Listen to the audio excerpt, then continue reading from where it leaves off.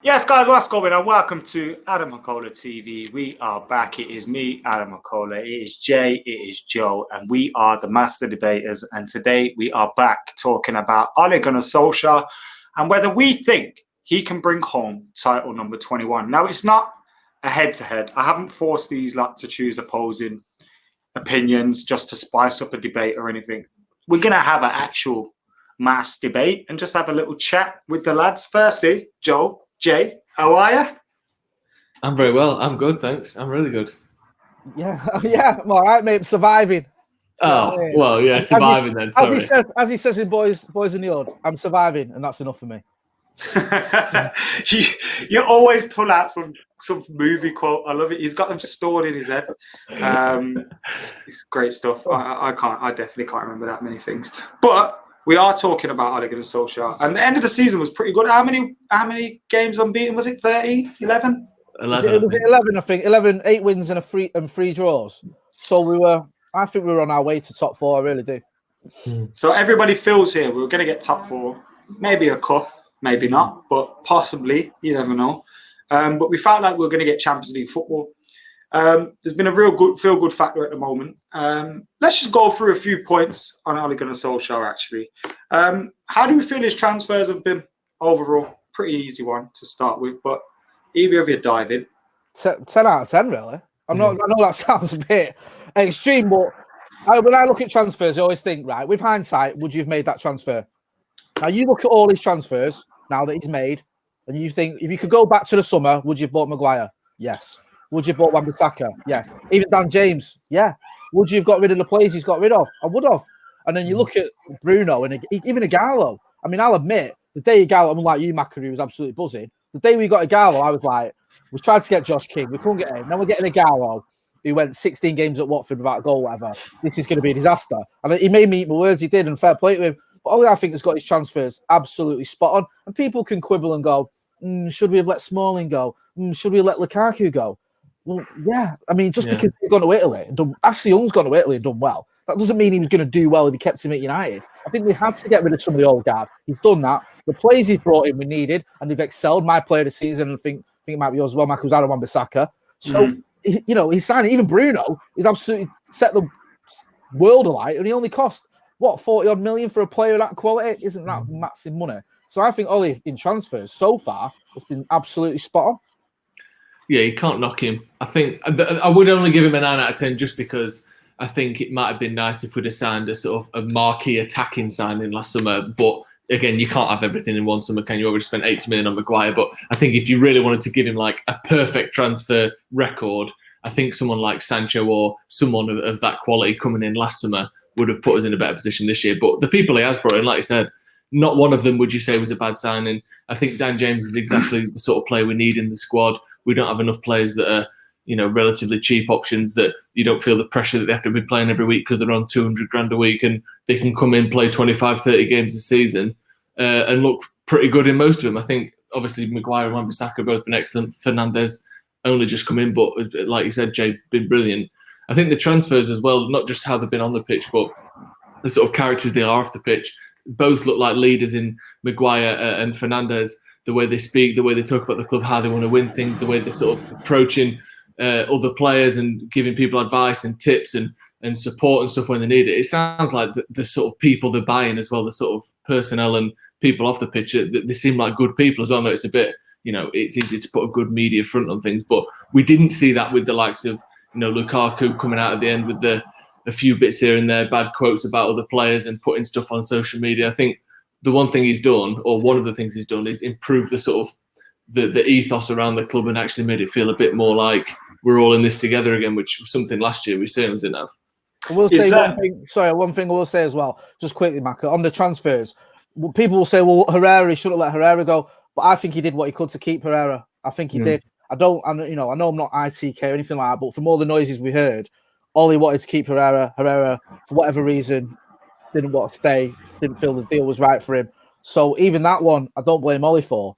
Even though I thought we should have kept Herrera, I don't necessarily think that was Ole's fault. I think his hands were a little bit tired. He did play him a lot as well. Exactly.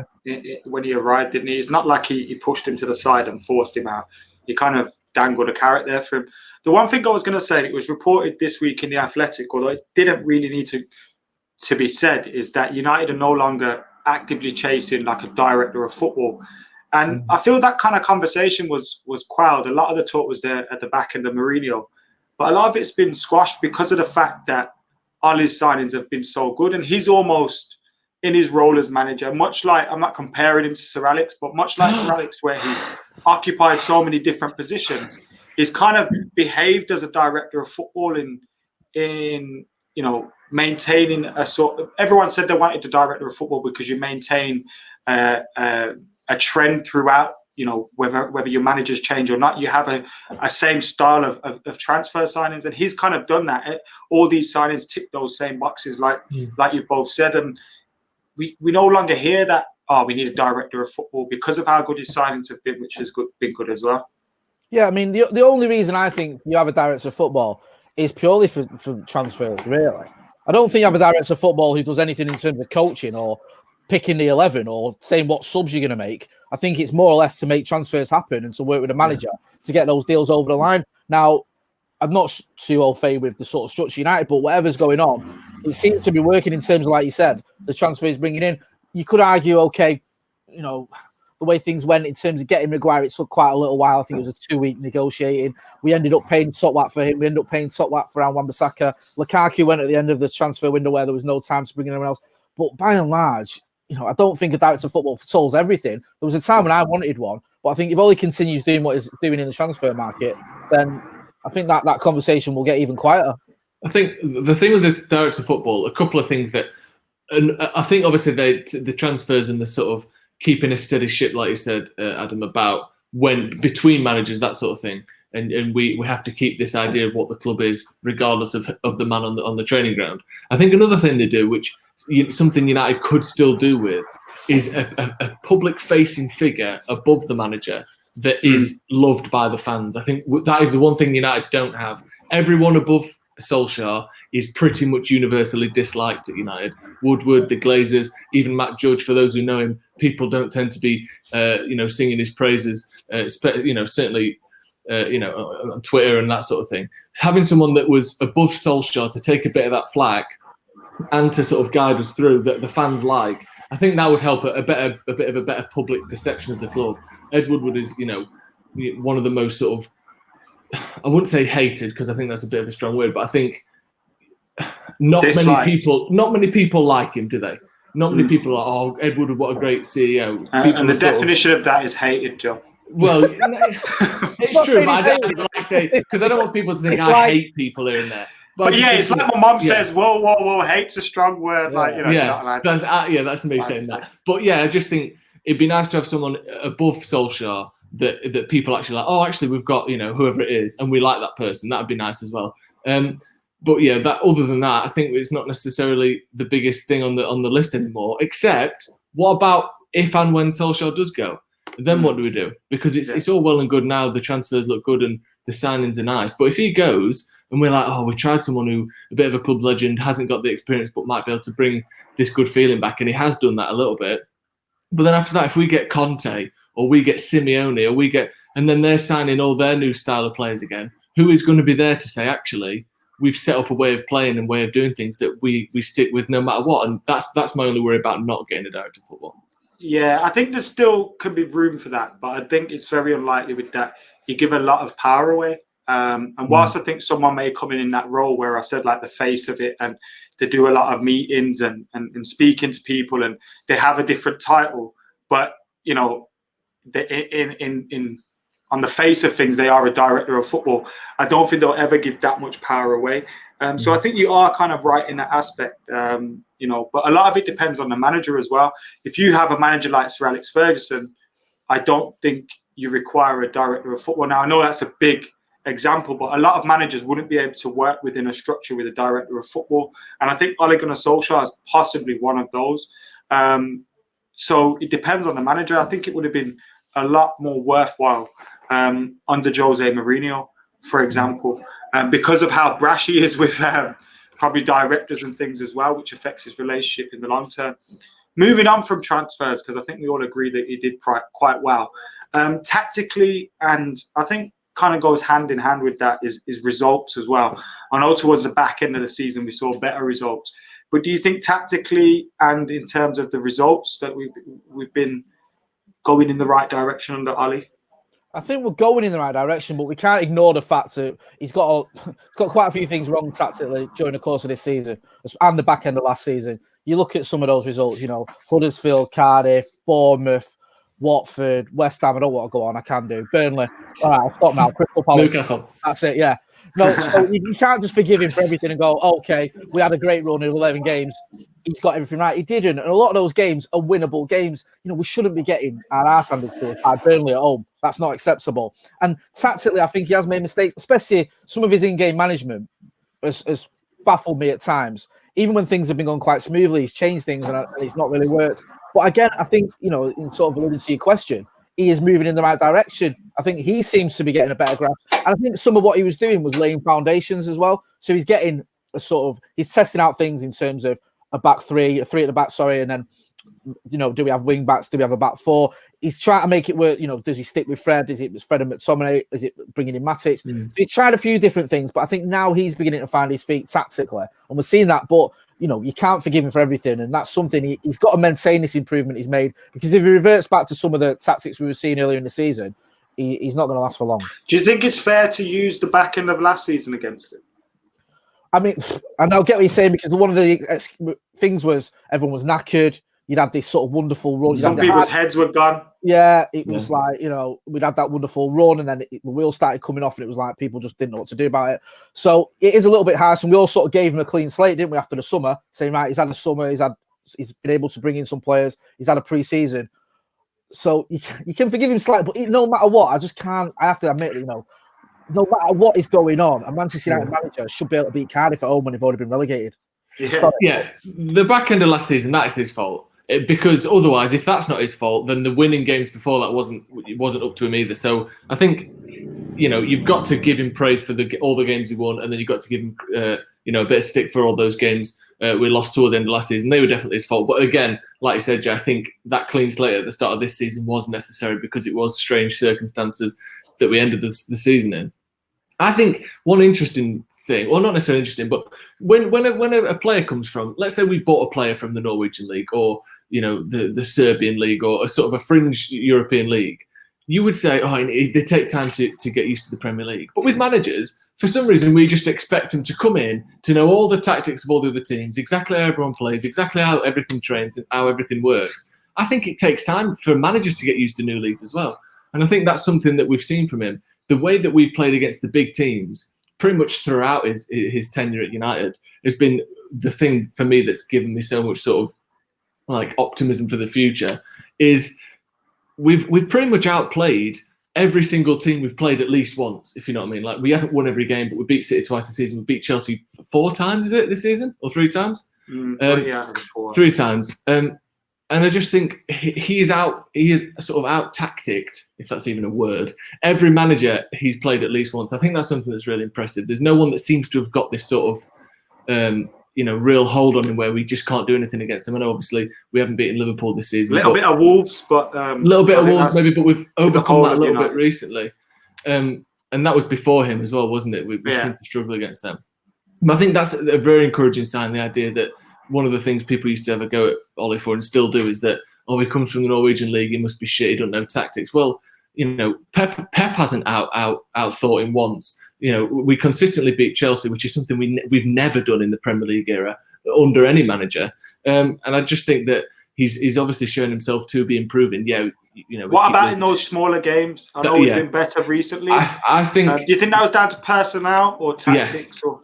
Obviously a bit of both, because there are some teams that, you know, do well against those small teams, but most teams that aren't really good, they do drop points against all of these teams anyway, don't they? Like, it's, you know, City have lost games to poor teams this season. City got battered by Norwich earlier in the season and you know, thoroughly battered. I think that for me, the test of a top team is how you perform in the big games, and I think that is something that we have done really well. And I just think personnel, we don't make enough chances. And that is something that has turned around a little bit with better players, and when we've had less injuries, we've won those games primarily. And I think, yeah, it's just mostly a personnel thing, but obviously you've got to be beating Cardiff, haven't you?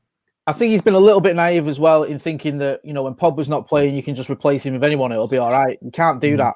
And the way that Ole, when he came in, the reason he had such success was he took the shackles off Pogba and more or less said, right, you've got Herrera and Matic behind you, just go and do what you want.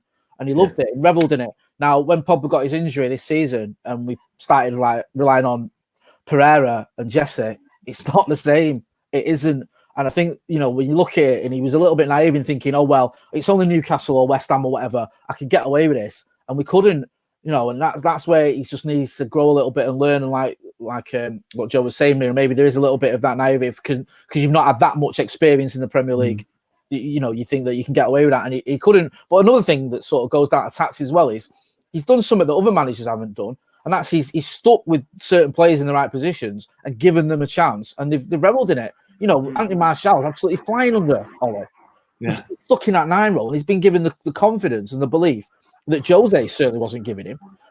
Marcus Rashford, now we know his best position, yet for months we were arguing about where it was. Even Fred, who a lot of people have written off, he's absolutely rebel because Ole has stuck those players in that position and stuck with him and just given. You kind of touched on it, but that's what the next bit was like his man management and the player development. Where do you think we're at on that one? I think he's improved more players than any manager since Fergie at United. I think you look at the players that came in under Mourinho, some of them were really good.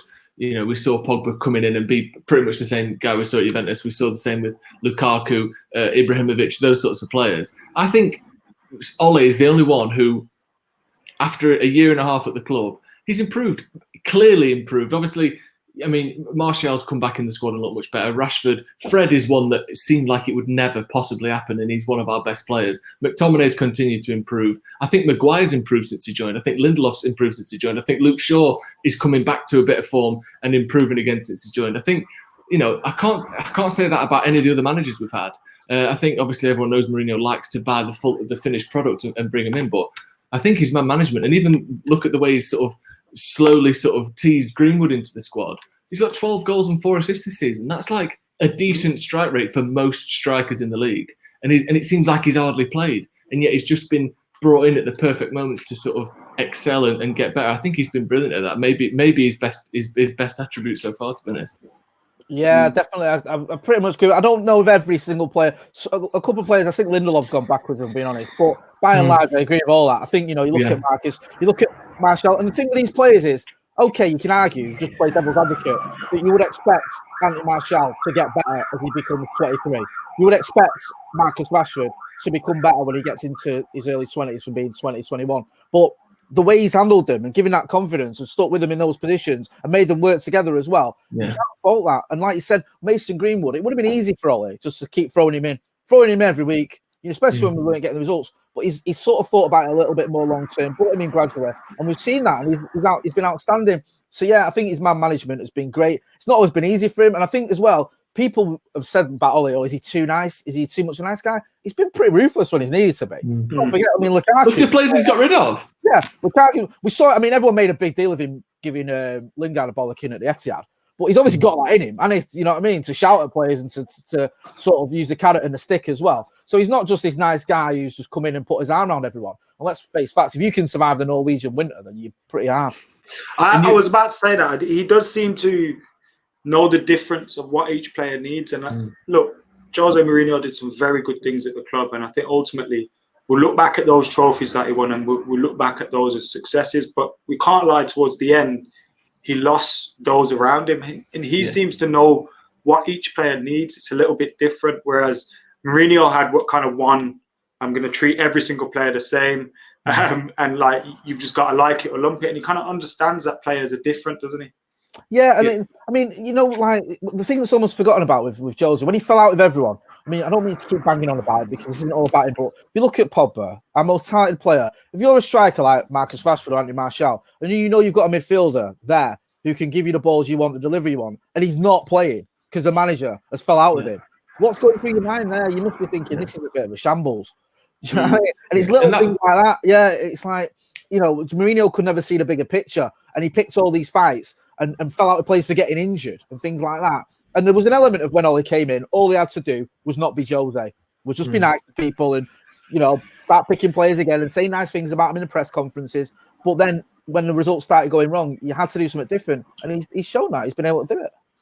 Yeah, and you're talking before about Rashford and Martial and people of that age where you think, well, surely they'd just get better under anyone. Well, you look at the way Mourinho was talking about Rashford earlier in the season, saying sometimes you give people a lot of chances and they just don't step up, or some players just aren't a striker. And he was saying that about Rashford this season. So that was clearly his mentality toward these youngsters. If you're not good enough now, you're probably going to be shit for the rest of your life. That was how he was talking about it. Like, it's easy to think, well, they would have got better, wouldn't they? But he was talking about Rashford like he's been in the team for 4 seasons now. Has he got any better? He wouldn't have got much better with that mentality behind him. It was so misleading as well. I always felt like Rashford was Mourinho's get out of jail free card with the in terms of using the youth.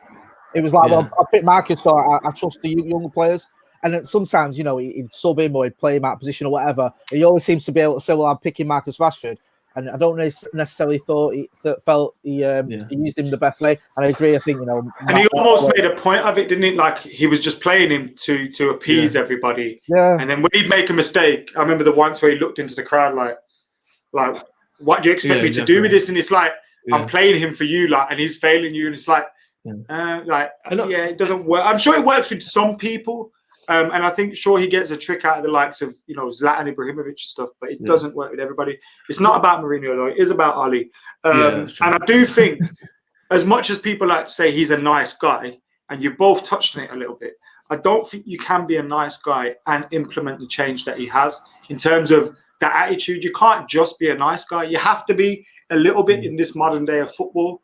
But I believe he's, like you said, he's been probably equally both. And he's mainly... a little bit harder behind closed doors where you need to be, not in front of cameras. It's obvious that he's got that in him. We see that. And I think the only reason people said that, I think, to start with, is because he's got this baby-faced assassin moniker. He's got this, oh, look at him, he's a nice, friendly guy, he's smiling, he seems happy to be there. But anyone who's really paid any sort of attention to how he coaches or what he's like on the touchline or, body language, the way he speaks in post-match press conferences, the way he was talking after the Everton game last season, I'm going to be a success here and some people won't be here with me to do that with me.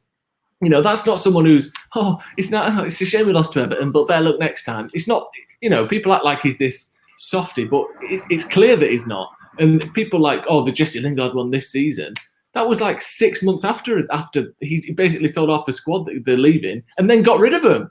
Like he backs it up what he says as well. He's obviously hasn't done everything perfectly, but he's got rid of Lukaku, he's got rid of Young, he's got rid of Smalling sort of halfway, Sanchez halfway, Herrera's gone as well, Rojo halfway out as well. It's not like he's frightened to get rid of big names and big players. And I think this nice guy thing is almost like people just pretend that that's what they think because he was a nice player on the pitch. But I don't think he's ever really come across like that. Other than he was clearly happy to get the job. I think it's clear that he's got a more aggressive and sort of stern side to him. Yeah. Anything else on this topic, lads? Before we move on to the penultimate. You sort of alluded to there. You mentioned Mason. I think the other young players as well. Brandon Williams. I like the way he's done it in the right way. Giving sort of little tastes to the likes of Garner and Levitt, but players that probably aren't ready yet. He isn't throwing them in, week out. He's just letting them know that the opportunities are there. Or other players like Williams and Greenwood who can do a job for the first team. He's playing them in the right way. So I think, if I had a kid who was at Manchester United, I'd feel pretty confident if Ole Gunnar Solskjaer was his manager. Defo. The penultimate question before we get to the big one, can Ole bring home number 21? Have we made progress under Ole Gunnar Solskjaer? Are we a better club now than we were when he arrived? Joe? As a club, I think we are, yeah. I think that, if you look at, if you'd have taken on that club that Ole took on and you said, don't change anything and in 2 years, where will we be? And then you take this club now and say in 2 years, where will we be? It's clear that was on a downwards trajectory and this squad seems to be on an upwards trajectory. I know that the results are similar, the points per game is similar, the position on the table is similarly unacceptable.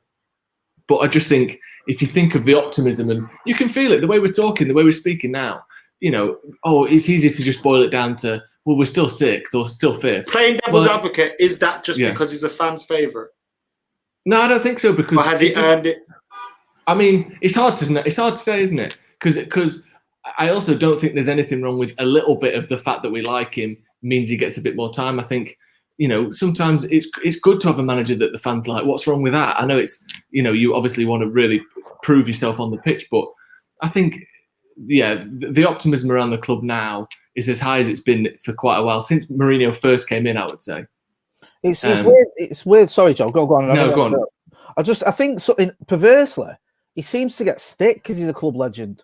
Yeah, not by us, obviously, but there's a certain section of the fan base who I've seen some utter fucking garbage. Like, if you hadn't scored that top-in 99, like, what are you on about? So, like, people beat him with a stick because he was a good player for Manchester United and won loads of trophies with us, which I can't even work that one out, if I'm being honest with you. But I think in answer to your question, I remember, I don't remember it, but I've read when Fergie's first arrived, his big thing wasn't just the team, it was the club. It wasn't just about the 11 on the pitch. Now, Jose was almost the opposite. I don't want to keep making it about Jose.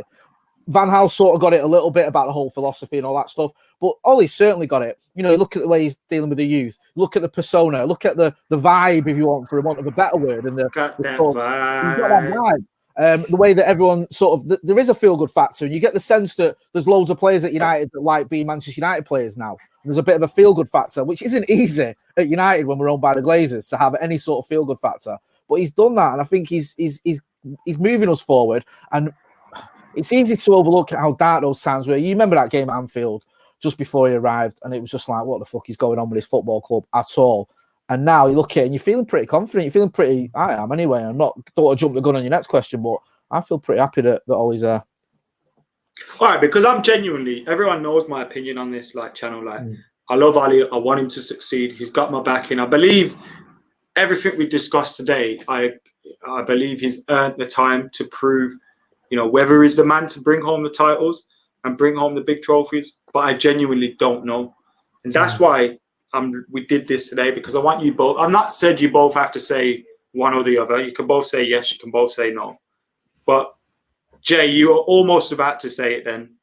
Is Ollie the man to bring home number 21? Is our former 20 going to bring home 21? I know this is going to get probably clipped up and rammed down my throat when he gets sacked after losing to Bournemouth or whatever.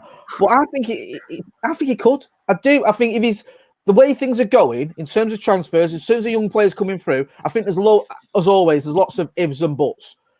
Perhaps, if I know people will hate this, and I don't know if it'll happen, but if we did see a team that had Bruno and Pogba in it, if we did bring in Sancho, or we brought in another midfielder if Pogba goes, and we had Jadon Sancho, then if Mason Greenwood carries on sort of improving the way he does, I think he could be a real talent. There could be a player that in the next couple of seasons can get you 20, 30 goals, and that can be a bit of a game changer in terms of going for titles and things like that, especially when you've already got Marcus and Anthony Martial, who between them two are more than likely going to get you 50 goals next season. So I think he could do. I think it's going to be difficult because we're 37 points behind the Scousers, which you don't just make that up in a few months and with a couple of signings. But if Ole's given the time, if he's given another couple of seasons, then I think it could happen. I really do. I know there's lots of ifs and buts and maybes, but it wouldn't shock me if in 2 or 3 years we're challenging for that title and we even win it. Joe, have you got that vibe? I definitely have that vibe. I think statistically, I just love using the word vibe. I feel like I'm in some cool cocktail bar in the 80s. Great vibe, man. Nice. Are we still allowed to sing that? I don't know. Oh, a bit dodgy. Now, we are allowed to sing that. Yeah, still a tune. It is good. I think I've got that vibe, but he's got that vibe. Statistically, the chances of him being just a manager at United, we're not going to win the league next season. I don't think anyone's claiming that. I think the year after would have to take another 18 months of pretty much perfect transfers, perfect tactics, that kind of thing. So statistically, the odds of him even being there at the end of next season are pretty slim, just because of the lifespan of an average Premier League manager. So statistically, probably no, he won't be the person to do it. But if you actually look at what he's done at the club and what he's brought and the way he's changed things, and he has changed things, that's something that when he first came in, I thought, is he just going to be business as usual, sort of Woodward dummy, letting him do what he wants, not spend any money? Yeah, I think he's changed things in a way I didn't expect him to. And I think because of that, I think he's got as good a chance as anyone. I think we're not, you look at the top managers in the world. We've had Mourinho already. Klopp's never come to United. Pep's never come to United. Simeone, I don't think would be accepted at United the way he plays football. Conte, I doubt, would come to United now. He's been at Chelsea. He's been all over the place. I mean, that's pretty much it in terms of experienced. Who's the sort of person? His wig. Yeah, exactly.